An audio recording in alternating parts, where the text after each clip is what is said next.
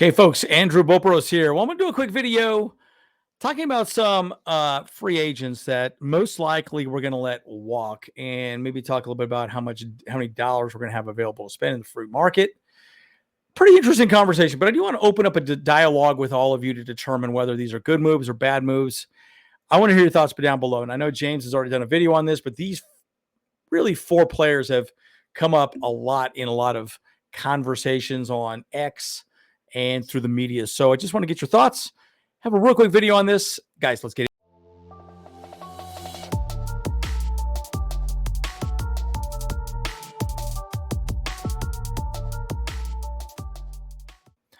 Okay, folks, as always, like and subscribe if you do enjoy the content. I'm Andrew Bopros. Now, I have been very much opposed to the concept that this is a rebuild year, right? I hate the idea of saying that. My argument is always that when you say, in my mind, when you say rebuild, that's you don't have a quarterback, you don't have, you're kind of garbage, right? There's nothing there, no real bones. There's no real talent on the team. The Chargers have always had talent. We've had bad coaching. Brandon Staley, Anthony Lynn to some degree, right? Actually, Anthony Lynn might even be getting a head coaching position here pretty soon. That's kind of the rumor. But my point is that I would say that what we've missed is leadership, right? Jim Harbaugh, a great GM. Tom Telesco sucked. He was arguably one of the worst GMs. I think in 32 GMs, he ranked around 28 or 29. He was considered literally one of the worst GMs. Again, he's been with the Raiders 1 year, let go, horrible situation. And we got pretty much our entire staff back. Doesn't look like anybody's going to be going anywhere. And it looks like Chad Alexander's going to be back with Ortiz, which is crazy. So, but I want to say this. Where I will say that this could be a rebuild year is you can say that when Joe Ortiz and Jim Harbaugh came in, he had a $30 million over the cap salary. So they had to rob Peter to pay Paul to make the season work, right? You restructure Joey Bosa and Khalil Mack, and unfortunately you could not restructure Keenan Allen and Mike Williams. I think that really affected us this year. But he got us down, had a little bit of money spent. He went out and did the best he possibly could with the amount of money he had. We had $50 million in dead cap space last year, just wasted cash. This upcoming year, we are only looking at, I think, $3.3 million in debt cap space at this point. So we got a lot of money spent. We have about $63 million available, and we could potentially have around $100 million available with some of these changes. So I wanted to just talk about these changes that I think make sense. And I want to get your opinion on it, like whether or not you like the idea or you don't. Now, let me be very clear about something. These people that we're talking about, if we waive them, you cannot get a comp pick. Now, no, you generally cannot get a compensatory pick. I can't say that very well. If you waive a player in the NFL, comp picks are usually awarded to teams when they lose a significant unrestricted free agent, right, to another team, meaning the player must sign a contract with a new team as a free agent, not be released or waived by your team. Now, again, generally, so I don't know.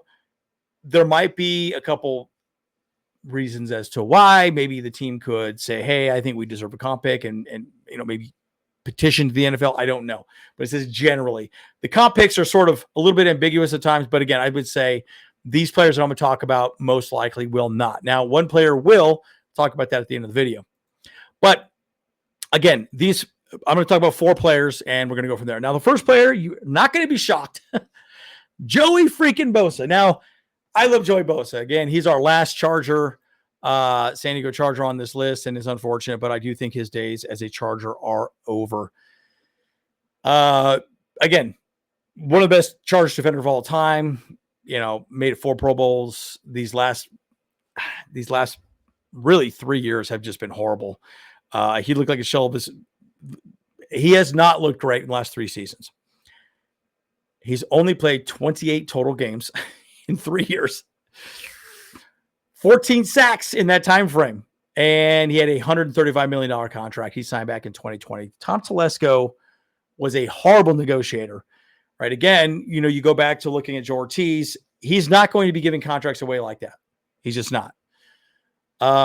Very curious to see how it even plays out with Brandon, with Justin Herbert in a couple of years with his salary. Having said that, in 14 appearances this season, the veteran just had 5 sacks, 13 quarterback hits, and 2 fumbles. Not great. A lot of money. Not great. And most likely you're just going to move on from Joey Bosa. I do think that's going to be the case. Now, you let him go, over the cap says you're going to save around $35 million. That's a lot of money. A lot of money. You go out and get 4 or 5 good players, like really good players for that. So I think it's time for Joey Bosa to go. What are your thoughts? Leave your comments down below. Again, I hate to say it, but I do think it's time for him to go. Now, I think Joe Ortiz, maybe Joe Bosa sit down, have a conversation. Maybe they make it work. Who knows? I kind of doubt that that'll happen. But you never know, right? I mean, he'll be guaranteed, I believe, probably $20 million from the Chargers, something like that. So that'll be some dead cap money that we're going to have to pay. But that's already on the books. But we'll save a lot of money if we do let him walk. Now, again, he would not be a comp pick candidate because we are waiving him on his last year. Another guy, Gus Edwards. You guys are probably going to be pretty upset at me for saying this. I don't know. Would you be up? What do you think about Gus Edwards? My thing is Gus Edwards struggled all season. You know that. I know that. Gus Edwards knows that. He is a fantastic running back. You know that. I know that. The league knows that. But he was injured in camp and never quite got himself really anywhere where he needed to be. I think his ankle injury just never quite got fixed, and he never got himself in a position where he could really contribute to this team. Even when J.K. Dobbins went down, he struggled to find a role with this team, right? I think Kamani Vidal, give him another year, he'll do fine. And again, with some additional dollars, you go out and get a free agent running back and maybe draft a running back. Who knows? Again, it was his worst season and in career in rushing, 365 total yards. He averaged 3.6 yards per carry, which is horrible. We will save $3.1 million if we let Gus Edwards walk. And you might say, well, that's not a lot of money. But where I would say that matters is we can't just give that $3.1 million to J.K. Dobbins. Give it to J.K. And I think J.K., ask yourself this question, does J.K. deserve that 3-1 or does Gus Edwards? I would say J.K. does. And I think he'd be a great veteran guy. He loves the team. He wants to be with the Chargers. He already made it very clear that he does. I think it makes a lot of sense. Gus Edwards, he'll walk away with, I think, $4 million in guaranteed money. No, I'm sorry, guaranteed salary. Pardon me. Guaranteed salary is $2.7 million guaranteed salary. So, no, pardon me. Golly, I'm having a little mild stroke over here. It looks like 4.1 million. Geez, I'm looking at the wrong list here. So my apologies. But look, you let him walk, he'll have some money. The cap number, you're going to walk away with some cash in your pocket. At least you can do something with that money. So he was signed to a pretty big contract, but he's going to have about $4 million in his pocket. He'll sign somewhere else. Again, not comp pick eligible. Now, one more on this list that I think is going to be interesting. Trey Pipkins. Now, Trey Pipkins, we've already talked about Trey Pipkins. I know James talked about him quite a bit. He's a right tackle, or he's right tackle. He's not a right guard. I just don't think he has the athleticism to really pull like he needs to. He was good. He was okay at times, but struggled. Again, at the end of the season, he didn't play very well. We would save $6.8 million by cutting him. $6.8 million by cutting him. Now, you can make the argument that you could keep him for a year, but for the amount of money, you may as well walk away. You can get another couple good players, right? You can give that money to Poona Ford. You give that money to Tier Tart, right? And, I would rather bring those two guys back compared to Trey Pipkins. You can give, that money and maybe J.K. Dobbins, right? Those are easy dollars. You can bring players back. Among 135 qualifying offensive guards, Pipkins ranked 86th with a 57.8 overall grade in 2024. Woo! Not good. Folks, that's not good. Now, you could also make the argument, and I've said this over and over again, that it's not just the fact that he didn't play great. We also have two very good tackles. So teams just exploited the middle. They just knew they weren't going to get past Joe Alt and Rashawn Slater. Plus, we also got to pay Rashawn Slater.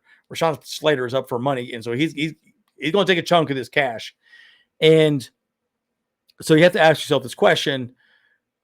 Pipkins, you can take that $6.8 million, give it to Rashawn, give some of Bosa's money, and you sign Rashawn Slater to a very large contract or 2-year contract, however you want to handle it. It's going to be good. You need to bring him back. He is that good. He is that guy. And so, unfortunately with Pipkins, we're playing a game of musical chairs. He's not going to have a chair most likely. Now, What are your thoughts down below? What do you think of this list of 3 folks?